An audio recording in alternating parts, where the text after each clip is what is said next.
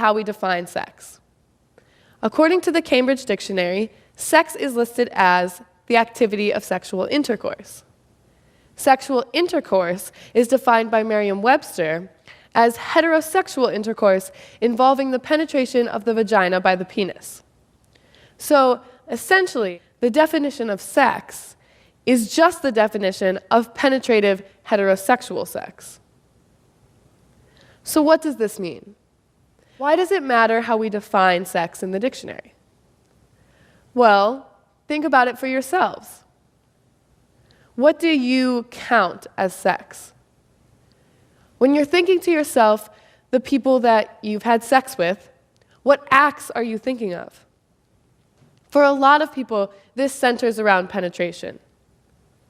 Centering sex around the penetration of the penis is problematic not only for any sex that doesn't involve a penis, God forbid, but also for the straight woman's experience. This is because if you're in the 3/4 of women who don't experience regular vaginal orgasm, a statistic found by Harvard professor Elizabeth Lloyd's analysis of 33 studies regarding human sexuality. So if you're in the 3/4 of women who don't vaginally orgasm, then your orgasm is already considered extra. Your orgasm isn't even part of the textbook definition of what real sex is.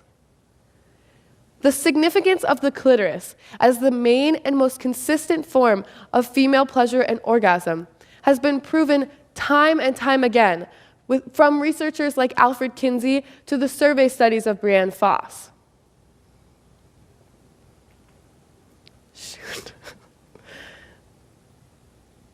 So essentially, the pleasure that stimulates women's main sexual organ, which sometimes hard for people to accept, is actually the clitoris, not the vagina, is not even considered real sex, but something else.